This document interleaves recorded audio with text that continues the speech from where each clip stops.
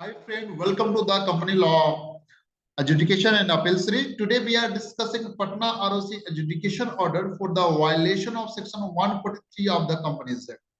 Dear friend, this is the first adjudication order I found where a penalty is imposed on the auditor.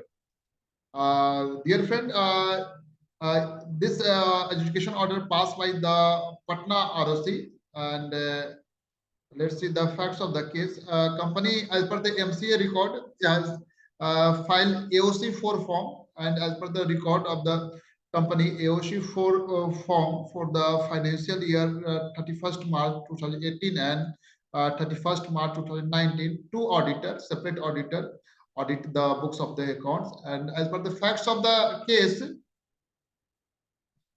as per section 129 subsection 1 of the Companies Act, financial statement shall give true and fair view of the state of the company, complying accounting standards notified under section 133 and in form as provided in schedule 3.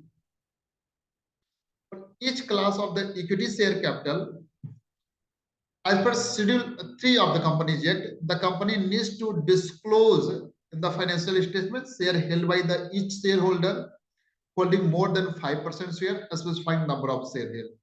However, the company has not disclosed the same in the financial statement for the financial year 2019-20 and contravene the provision of section 129 read with the schedule 3 of the Companies Act, thereby affecting true and fair view of the state of affairs of the company.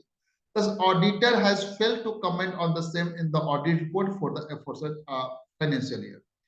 तो generally आप देखते होंगे बहुत से हम लोग compliance disclosure requirement होते हैं वो हम छोड़ देते हैं नोट्स अकाउंट में। तो यहाँ पर भी ऑडिटर्स ने उस पर कोई कमेंट नहीं दिया वो फाइनेंशियल स्टेटमेंट में जो शेयर कैपिटल डिस्क्लोज नहीं था यहाँ पे, तो उसके बारे में कोई कमेंट्स नहीं दिया।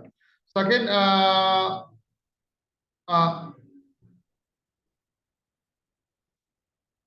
as per section 129 subsection 1, financial statements shall give true and fair view of the state of income complying with the accounting standard. As per schedule 3 of the Companies Act, for each class of the share capital, the number of shares issued, subscribed and fully paid, and subscribed but not fully paid, par value per share, and reconciliation of the number of shares outstanding at the beginning and at the end of the reporting period shall be disclosed in the notes to the accounts of the company. However, the same has not been disclosed by the company in its financial statement for the financial year 2018 ending 2018 and financial year ending 2019 as per the schedule 3 of the Companies Act, thereby affecting true and fair view of the state of the affairs of company for the financial year 2017-18 and 2018-19 and contravene the provision of section 129 read with the schedule 3 of the Companies Act. Thus, the auditor has failed to comment on the same in the audit report for the aforesaid financial year. And as per section 129 subsection 1 give true and fair view of the company and complying accounting standard and inform as per schedule 3. And here the company has shown advances from the relative and customer under the head long-term borrowing in the financial year 2019-20 amounting 1,30,79,970. However, such advances have neither been separately classified as advances from relative and other non-subclassified as secured, unsecured, and also the nature of security of such loans and advances has not been disclosed as required in Schedule 3 of the Companies Act. Hence, the company has violated with the Section 129 read with the Section 133 and Schedule 3 of the Companies Act in the aforesaid financial year. Thereby, true and fair view of the state of affairs has been affected. Thus, the auditor has failed to comment on the classification of the long-term borrowing in the audit report for the aforesaid financial year. And further, upon examination of the financial statement, financial year 17, 18, 18, 19, observed that company has long-term borrowing in the financial statement amounting to 51,80,000 and 1,30,79,970, but failed to subclassify such borrowing as secured, unsecured, and also the nature of the security of the borrowing has not been disclosed as required in Schedule 3 of the Companies Act. Thus, company violated the provision of Section 129 read with section 123 and schedule 3 of the Companies Act, and that's the auditor has failed to comment on the classification of the long-term borrowing in the audit report for the aforesaid financial year.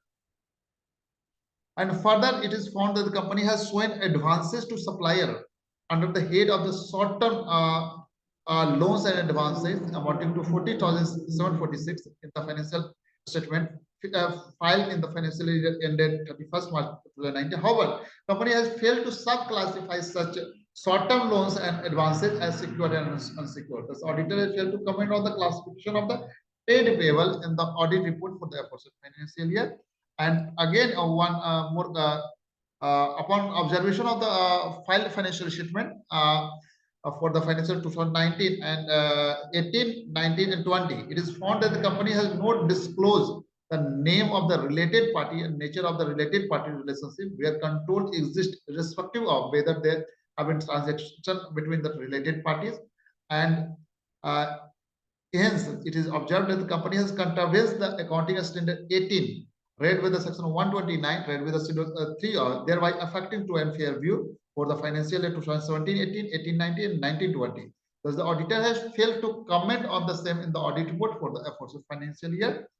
And whereas this office has issued so-called notice for default under section 143 of the Companies Act, dated 5th December 2022. However, this officer not received any reply from the aforesaid auditor. Hence, the provision of section 143 has been contravened by the auditor, and thereby they are liable to penalty under section 450 of the Companies Act for the financial year 17, 18, 18, 19, and 19, 20. Section 450 says that if a company or any office of the company or any other person contravenes any of the provision of this Companies Act or rules made therein or condition limitation, the company and every officer of company who is in default or such other person liable to penalty of 10,000 rupee. In case of continued contravention, with a further penalty of 1,000 rupee for each day after the first during which contravention continues, subject to maximum 2 lakh rupees in case of the company and 50,000 rupees in case of an officer who is in default or any other person. Further, as per section 446b state, if a penalty is payable for non-compliance of any of the provision of Act by one person company, a small company, a startup company, or producer company, the penalty is reduced to then such company and officer default is the case to be liable to penalty which shall not be more than half of the penalty in such provision, subject to maximum of 2 lakh rupees in case of company and 1 lakh rupees in case of an officer default. And as per the clause 85 of section 2 of the company is a small company and whose paid up capital turnover shall not exceed rupee 4 crore and rupee 40 crore respectively. And therefore, ROC imposed penalty on the auditor, statutory auditor of the company. So, considering the facts and circumstances of case and after taking into account the provision of Rule 11 of the Company Adjudication of Penalty Rules, ROC imposed penalty of 10,000 on the first auditor and 5,000 on the subsequent auditor as per the table given here. For financial year 17, 18, and 18, 19, the 10,000 penalty, and for the 2 years, 20,000 for applying provision of section 446b of the Companies Act, penalty is reduced to 1/2 of the total penalty imposed. That is 10,000, and in second case for the one financial year 2019-20, there is 10,000. The penalty imposed is 5,000. But the penalty amount is not important. Important is that this adjudication order is the first time I found that where auditor is failed to disclose comment in auditor report the non-compliance of the Companies Act in the financial statement. The notices shall pay the amount of penalty individually by way of e-payment under the pay miscellaneous fee under category of the category in MCA fee and payment services within 90 days of this order. The generated appeal if any preparing within 60 days. And in case of the non-compliance, then section 454 subsection 8 to apply.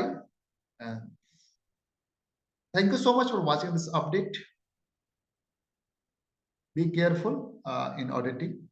Thank you.